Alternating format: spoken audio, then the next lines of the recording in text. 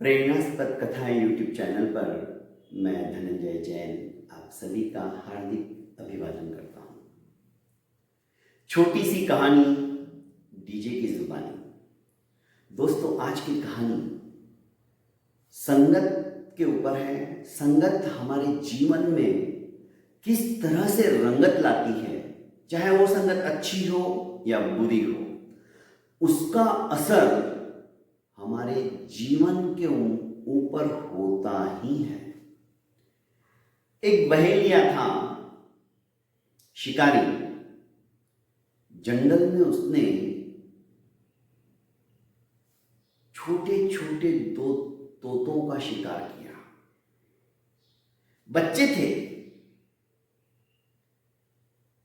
उसने सोचा चलो अच्छा हुआ, अब इन तोतों का मुझे आज के लिए अच्छा दाम मिल जाएगा और मेरे 2-3 दिन उधर पूर्ति की जो समस्या है वो समाप्त हो जाएगी। मार्केट में आया, 5 कंदील के उस चौक के ऊपर बैठ गया,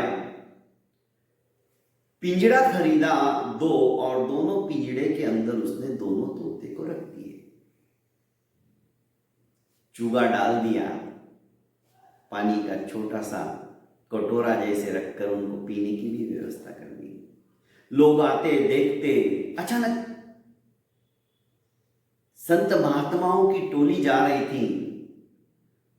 उन्होंने सोचा अरे रे, इस तोते की भी क्या हालत, अभी तो ये मतलब जन्मा ही है और जन्मते ही इसको कैद में रख दिया। पर ऐसे छोड़ने को बोलेंगे तो ये छोड़ेगा नहीं। एक काम करते हैं, अपने किसी भक्त को कहते हैं और इसे वो खरीद लेगा, और जब हम आश्रम में पहुंचेंगे तो पिंजरा खोल देंगे और इसे मुक्त कर देंगे। संत महात्माओं ने उस तोते के ऊपर करुणा भाव लाकर अपने भक्त से कहा कि भक्त, इस तोते की मुंह मांगी कीमत देकर इस बहेलिए से इसे अपने हाथों ले लो। पता नहीं वरना किसके हाथ में चला जाएगा और वो उसे आजादी नहीं करेगा, क्योंकि परतंत्रता की बेड़ियों के अंदर जकड़े रहना कोई नहीं चाहता है, सभी स्वतंत्र होना चाहते हैं। भक्त ने हंसते हंसते महात्मा की बात को स्वीकार करते हुए उस बहेलिए से कहा कि भाई, ये तोता मुझे खरीदना है, बोलो क्या कीमत है। बहेलिए ने सोचा बहुनी का समय है, उसने कहा मुझे 10 मुद्राएं दे दो, तोता ले लो।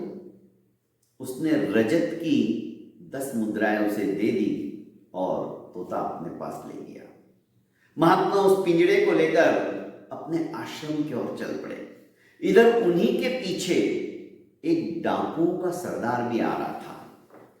सरदार ने उस सुंदर से तोते को देखा तो अपने आप को रोक नहीं पाया।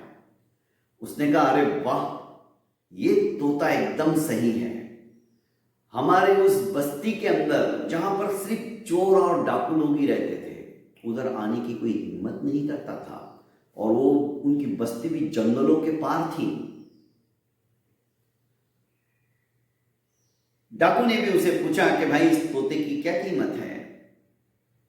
इसने कहा अब तो मेरी बोनी हो गई है, अब अपने परिश्रम से ज्यादा ही बोलता हूं।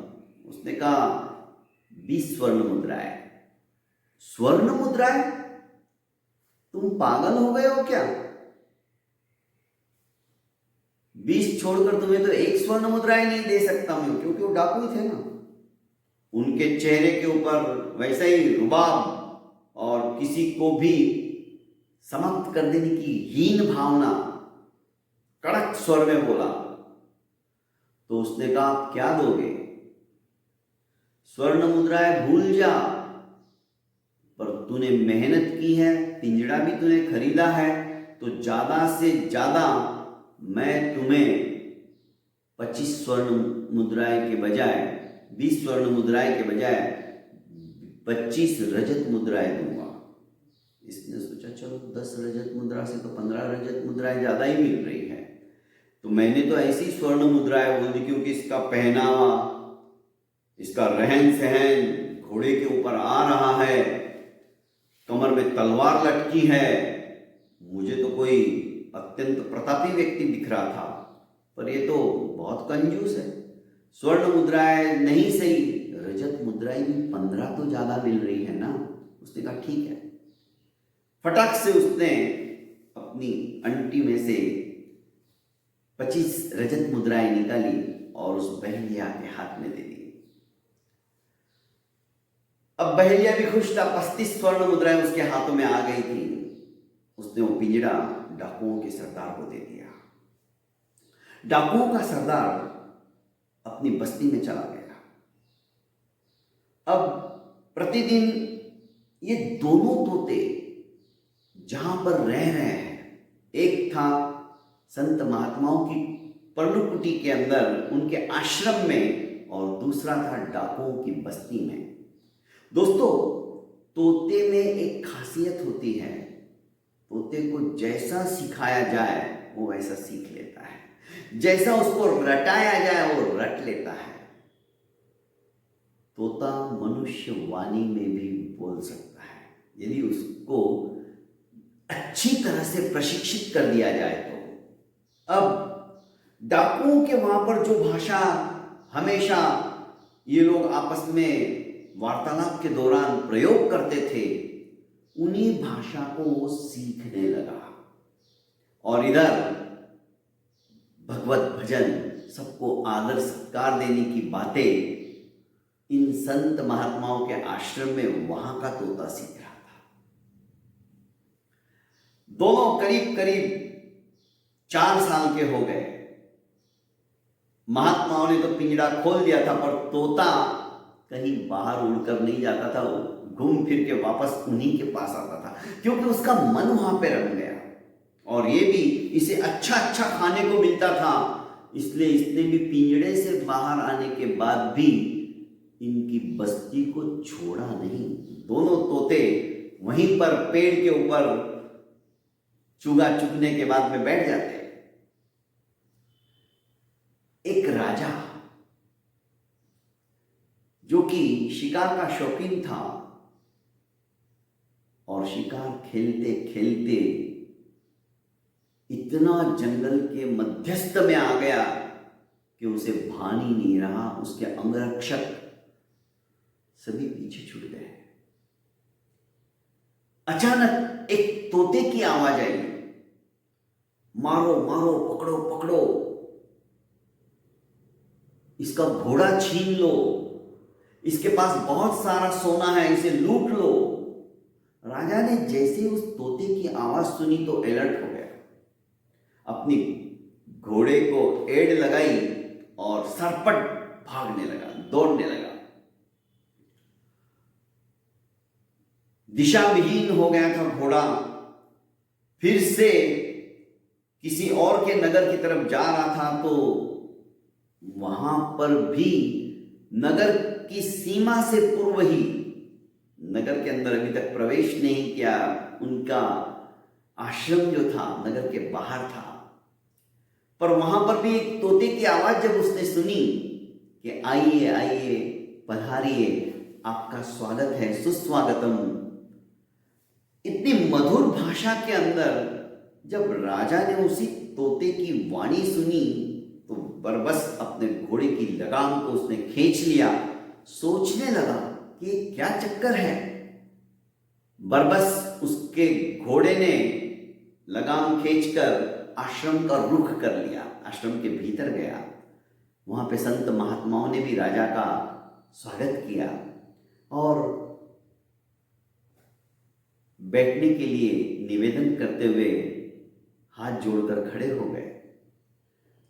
महात्मा ने कहा, मैं बैठता तो हूं, अभी तक घोड़े से उतरे भी नहीं थे, पर मेरे मन मस्तिष्क के अंदर एक प्रश्न बिजली की तरह कौंध रहा है, उसका निराकरण कर दीजिए पहले। कि क्या? कि वो भी तोता था, ये भी तोता है, पर इन दोनों के अंदर इतना फर्क क्यों? वो मुझे मारो, पकड़ो, लूटो, इसके आभूषण लूट लो, इसका घोड़ा हरण कर लो, ऐसी वाणी में कर्कश भाषा के अंदर जैसे कोई मेरे के ऊपर आक्रमण करेगा, कोई किसी को सूचित कर रहा हो, इस तरह से वार्तालाप कर रहा था। और ये आइए, पधारिए, आपका स्वागत है। इन दोनों के अंदर इतना फर्क क्यों?